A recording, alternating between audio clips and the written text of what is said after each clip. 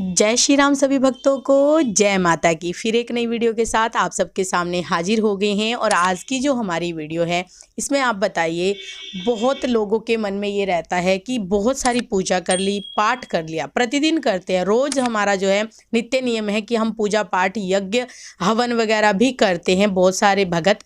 तो क्या उनको करने के बाद भी पूर्ण तरीके का फल जो है पूर्ण रूप से नहीं मिल पा रहा है? इसके पीछे क्या कारण रह जाता है, क्या गलतियां होती है, ये क्या कारण है जो हमारी पूजा का हमें पूर्ण फल नहीं मिल पाता है? अंत तक बने रहिए, तभी आपको सारी वीडियो समझ में आती है। अगर वीडियो अच्छी लगती है तो लाइक करें, शेयर करें, कमेंट करें, और अगर चैनल पे पहली बार ही देख रहे हैं तो चैनल को भी जरूर सब्सक्राइब करें, साथ में बेल आइकन है उसको प्रेस करें ताकि आने वाली हर एक वीडियो की नोटिफिकेशन सबसे पहले ही आपके फ़ोन में पहुँच जाए। चलिए शुरू करते हैं आज की वीडियो। जय श्री राम। जय श्री राम। जय श्री बालाजी महाराज बाबा की असीम कृपा आपके परिवार पर सदैव बनी रहे और मेरी माई जगत जननी माँ भवानी अम्ब के कृपा आपके घर में अन्नपूर्णा रूप में वास करे। पता नहीं मन में इस प्रकार के सवाल बड़े लोगों के बीच में उत्पन्न होते हैं। क्या हम इतने समय से पूजा कर रहे हैं, बाबा की पूजा याचना कर रहे हैं, मंत्रों के जाप कर रहे हैं, सुबह शाम जोत बत्ती दिया सब कुछ करते हैं, लेकिन फिर भी हम दुखी हैं? क्या बाबा हमारी पुकार को नहीं सुन रहे? क्या बाबा तक हमारी पुकार नहीं जा रही? सबसे पहली बात तो ये होती है कि भगवान के प्रति कभी भी कोई पूजा याचना करी हुई कभी व्यर्थ नहीं जाती। भगवान श्री कृष्ण ने गीता के उपदेश दिया है, उसमें स्पष्टीकरण किया है। स्पष्ट तौर पर अर्जुन को कहा है कि हे अर्जुन, तेरा जो अधिकार है तेरे कर्म में है, तेरे फल की इच्छा में नहीं है। अगर तू फल की इच्छा के प्रति सचेत रहेगा तो तू कर्म नहीं कर पाएगा, तो कर्म में डिस्टर्बेंस हो जाती है। अब सबसे बड़ी बात ये होती है कि हम जो पूजा कर रहे हैं हमें उसका रिजल्ट क्यों नहीं हो रहा, क्यों नहीं प्राप्त हो रहा? ऐसा संदेहजनक सवाल जो है किसी भक्त के मन में था। उन्होंने हमारे से स्पेशल कई दिन से लगातार व्हाट्सएप पर मैसेज कर इस प्रकार का क्वेश्चन किया कि गुरुजी इस पर वीडियो बनाइए कि मेरा बच्चा मैं बाबा की पूजा करता हूँ, 11 साल से बाबा की पूजा कर रहा हूँ, सुबह शाम बाबा को दीप दान देता हूँ, और उसके बाद भी मेरे बच्चे संस्कारी नहीं हैं, मेरे बच्चे वैसी पूजा नहीं करते, आज्ञाकारी नहीं है, मुझे उल्टा जवाब देते हैं, और मैं घर में बहुत ज़्यादा मेरी कदर भी नहीं हो पा रही। कहते आप वीडियो में कहते हो कि जो बाबा की पूजा करता है बाबा उसकी स्वयं रक्षा करते हैं। तो राजेंद्र प्रसाद जी उनका नाम है। तो राजेंद्र प्रसाद जी, सबसे पहली बात तो ये होती है कि जो कुछ होता है इस धरती पर हमारे कर्म के अनुसार होता है। और जब हम भगवान की पूजा करते हैं, मान लीजिए हमारे कर्म में 10 साल धक्के खाने लिखे हैं और भगवान के प्रति अगर हम जुड़ जाते हैं, पूजा याचना करते हैं, सुबह शाम 2 धूप दीपक जलाते हैं, और वो 10 साल है वो 3 साल में कन्वर्ट हो सकते हैं। जिस प्रकार से मृत्यु निश्चित है, लेकिन मृत्यु कब होनी है मान लो वो पोस्टपोन हो सकती है परमात्मा की कृपा से, लेकिन मृत्यु तो निश्चित है। इसी प्रकार से भगवान के प्रति हमारी जो पूजा याचना हम कर रहे हैं उसको स्वार्थ से हमें दूर रखना चाहिए। आपके बच्चों का कर्म आपके साथ जुड़ा है।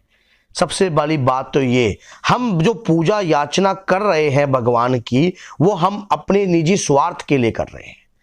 जब हम स्वार्थ से रहित हो जाते हैं, मात्र 1 मिनट की झलक पाने के लिए लोग अपने देह का त्याग कर देते हैं।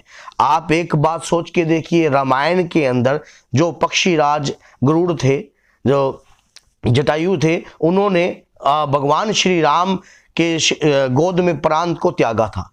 क्या वो मांसाहारी नहीं थे?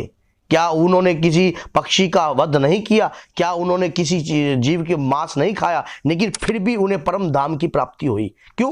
क्योंकि उन्होंने अंत समय पर जो कार्य किया वो सारे कर्मों को धो गया। उस सारे कर्मों को धोने के बाद एक फल के रूप में, एक वरदान के रूप में निश्चित हो गया। अब आपने कहा कि मैंने 11 साल हनुमान जी की भक्ति करी, और 11 साल आपको क्या पता आपके हाथ पैर सलामत है, आपके बच्चे के हाथ पैर सलामत हैं।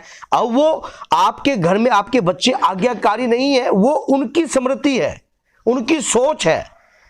देखो सबसे पहली बात, अगर किसी को छोटी उम्र में जब मिट्टी कच्ची होती है उसमें आकार दे दिया जाएगा तो उसमें परिवर्तन अपने आप ही आएगा। अब यही बात अगर उन्हें आप सिखाई जाती तो आज वो भक्ति करते। अब हमारा ये भी होता है, कई बार हम ऐसी भक्ति कर देते हैं जिस भक्ति में उबाल आ जाता है। जिस प्रकार से दूध में आपने उबाल आता देखा होगा कि हम गैस की फ्लेम को अगर तेज करते हैं तो दूध एकदम बाहर निकलने को हो जाता है। उसी प्रकार से जब भगवात्मा के प्रति हमारी भक्ति अटूट मन से, अटूट इच्छा से, अंतर मन से चलने लग जाती है तो उसमें उबाल आने लग जाता है। और जब उबाल आता है, जो दूध को गर्म कर रहा होता है तो वो उसी समय भागकर उसको रोकता है। क्यों? कहीं दूध निकल ना जाए। इसी प्रकार से आपकी करी हुई भक्ति कहीं परमात्मा तक पहुंच ना जाए, परमात्मा को प्राप्त करने के लिए कहीं आप छल और कपट से रहित तो हो गए हो या नहीं हो, इस प्रकार की पूर्ण रूप से चेकिंग होती है। पूरी परीक्षा होती है, आपकी भक्ति की परीक्षा होती है, आपके समर्थ की परीक्षा होती है। आपने कितना सब्र है, कितना पेशेंस है, आप परमात्मा की भक्ति कर रहे हो, डेली आप हनुमान चालीसा का पाठ कर रहे हो। ऐसा हो नहीं सकता कि जहां राम का नाम हो, जहां हनुमान जी का काम हो, वहां हनुमान जी के दूत या वीर ना आए या राम जी के दूत ना आए, तो वहां पर आप ऐसा कभी हो नहीं सकता। क्यों? क्योंकि आप डेली जो पाठ कर रहे हो उससे आपकी रक्षा हो रही है। रहेगी बात सम्मान की, भगवान हनुमान जी महाराज ने स्वयं कहा है, मुझको कीर्ति ना वैभव ना यश चाहिए, ना तो कुछ पाने की इच्छा है ना कुछ खोने का भय है। हनुमान जी को किसी भी सम्मान की आवश्यकता नहीं है।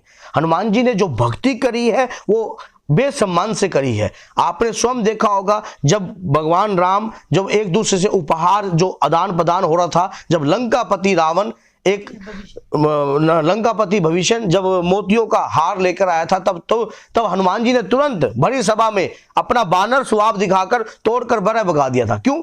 उन्हें किसी धन दौलत की आवश्यकता नहीं है, उन्हें चाहिए अपार भक्ति, प्रभु राम की भक्ति। और अपनी भक्ति से बाबा कब खुश होते हैं? बाबा तो कहते नहीं मेरी भक्ति कर। जिन्होंने इतनी बात कह दी कि मुझे कीर्ति वैभव यश सम्मान कुछ नहीं, क्यों? वो एक राजा नहीं थे, राजा थे। तो ऐसी भक्ति कीजिए जिससे आपका अंतर मन जागृत हो जाए, आपका अंतर मन खुश हो जाए। भगवान के प्रति हम जो पूजा याचना कर रहे हैं, दीप दान दे रहे हैं, ये इसमें हमारे मन में कुछ पाने की इच्छा है परमात्मा से। हम दया चाहते हैं उस परम पिता परमात्मा की शरण से कि हे बाबा हमें हमारे ऊपर कृपा कीजिए, हमारे परिवार की रक्षा कीजिए। अब बात रहेगी, कई व्यक्तियों के मन में इस प्रकार का क्वेश्चन भी होगा कि गुरुजी हम तो ग्रस्त से बंधे हैं और ग्रस्त में तो स्वार्थ होता ही है। स्वार्थ जब तक का है जब तक आप अपने बारे को नहीं जानते, अपने आप को नहीं जानते। जिस दिन आप अपने आप को पहचान जाओगे कि आपके शरीर का जो अंदर का सॉफ्टवेयर है वो भी परमात्मा का दिया हुआ है, तो वो स्वार्थ से रहित आप हो जाओगे। अब भक्ति भी कई प्रकार की होती है, भक्ति के भी कई स्वरूप होते हैं। एक भक्ति होती है जो हम अपने लिए करते हैं, एक भक्ति होती है जो जन कल्याण के लिए की जाती है। मान लीजिए, क्या पता मेरी इस वीडियो से अगर मान लो 1 लाख लोग इस वीडियो को देखते हैं, उसमें से एक व्यक्ति भी अगर बदल जाता है तो ये भी एक भक्ति का कार्य है। तो इसीलिए आप इस वीडियो को अधिक से अधिक शेयर कीजिए। बाबा के प्रति, माँ के प्रति पूर्ण रूप की विश्वास और पूर्ण रूप का जबरदस्त जोश लेकर ही आप कार्रवाई कीजिए। भटकाए कितने भी आंधी तूफान आए, लेकिन आपका पांव जो है डगमगाना नहीं चाहिए, तब जाकर कृपा प्राप्त होती है। और ये तो बाबा के नजदीक आप लगने की कोशिश कर रहे हो, तो क्या पता बाबा आपको सर्फ एक्सल से धो रहे हो, साफ कर रहे हो कि ये गुण से रहित हो जाए, अवगुणों से रहित हो जाए और इसके अंदर गुण धारण हो। और क्या पता परमात्मा की, जो भगवान की जिस चीज की भक्ति करता है, मरने उपरांत भी उन्हीं की कृपा का पात्र बनता है। तो बोलिए जय सीताराम, जय श्री बालाजी महाराज, जय माता।